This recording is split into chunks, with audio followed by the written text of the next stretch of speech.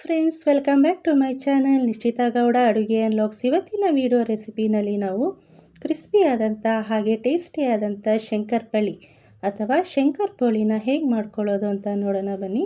ಇದು ಈವ್ನಿಂಗ್ ಸ್ನ್ಯಾಕ್ಸ್ಗೆ ತುಂಬಾ ಚೆನ್ನಾಗಿರುತ್ತೆ.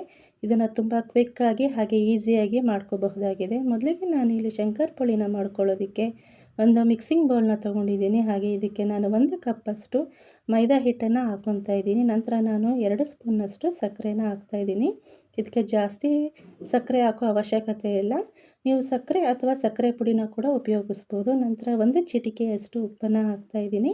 ಹಾಗೆ 1 ಸ್ಪೂನ್ನಷ್ಟು ತುಪ್ಪನ ಹಾಕ್ಕೊತಾ ಇದ್ದೀನಿ. ತುಪ್ಪ ಅಥವಾ ಬೆಣ್ಣೆನ ಕೂಡ ಉಪಯೋಗಿಸ್ಬೋದು.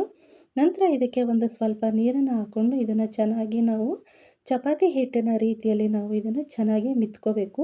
ಇದನ್ನು ಮಿದ್ದಿದ ನಂತರ ಒಂದು 5 ನಿಮಿಷಗಳ ಕಾಲ ಇದನ್ನು ನಾವು ಹೀಗೆ ಮುಚ್ಚಿ ಇಟ್ಬಿಡಬೇಕು. 5 ನಿಮಿಷಗಳ ಕಾಲ ಆದ ನಂತರ ಇದನ್ನು ನಾವು ಚೆನ್ನಾಗಿ ಚಪಾತಿಯ ರೀತಿಯಲ್ಲಿ ನಾವು ತೆಳ್ಳಗೆ ಲಟ್ಟಿಸ್ಕೋಬೇಕು. ನಂತರ ಇಲ್ಲಿ ಎಕ್ಸ್ಟ್ರಾ ಏನಿತ್ತು ಅದೆಲ್ಲದನ್ನು ಕೂಡ ಕಟ್ ಮಾಡಿಕೊಂಡು ನಾನು ಇಲ್ಲಿ ಇದನ್ನು ಸ್ಕ್ವಯರ್ ಶೇಪ್ನಲ್ಲಿ ಕಟ್ ಮಾಡಿ ಇಟ್ಕೊತಾ ಇದ್ದೀನಿ. ಚಿಕ್ಕ ಚಿಕ್ಕ ಪೀಸ್ಗಳನ್ನಾಗಿ ನಾನು ಇಲ್ಲಿ ಕಟ್ ಮಾಡಿ ಇಟ್ಕೊತಾ ಇದ್ದೀನಿ. ನಂತರ ಇದನ್ನು ನಾನು ನೀಟಾಗಿ ಬಿಡಿಸ್ಕೊಂಡು ಸಪ್ರೇಟ್ ಒಂದು ಪ್ಲೇಟ್ನಲ್ಲಿ ಎತ್ತಿಟ್ಕೋತಾ ಇದ್ದೀನಿ. ನೀವಿನ್ನೂ Nischitha Gowda Aduge and vlogs YouTube ಚಾನಲ್ನ ಸಬ್ಸ್ಕ್ರೈಬ್ ಮಾಡಿಲ್ಲ ಅಂತಂದರೆ ಬೇಗ ಸಬ್ಸ್ಕ್ರೈಬ್ ಮಾಡಿ, ಲೈಕ್ ಮಾಡಿ ಮತ್ತು ಶೇರ್ ಮಾಡೋದನ್ನು ಮರಿಬೇಡಿ. ಚಿಕ್ಕ ಮಕ್ಕಳಿಂದ ಹಿಡಿದು ವಯಸ್ಸಾದವರ ತನಕ ಎಲ್ಲರೂ ಕೂಡ ತುಂಬ ಇಷ್ಟಪಟ್ಟು ತಿನ್ನುವಂಥ ಶಂಕರಪೋಳಿನ ಸುಲಭವಾಗಿ ಕೂಡ ಮಾಡ್ಕೋಬಹುದಾಗಿದೆ. ನಂತರ ಇದನ್ನು ನಾನು ಒಂದು ಸ್ಟವ್ ಮೇಲೆ ಒಂದು ಬಾಣಲಿನ ಇಟ್ಕೊಂಡು ಅದಕ್ಕೆ ಒಂದು ಸ್ವಲ್ಪ ಎಣ್ಣೆನ ಹಾಕ್ಕೊತಾ ಇದ್ದೀನಿ.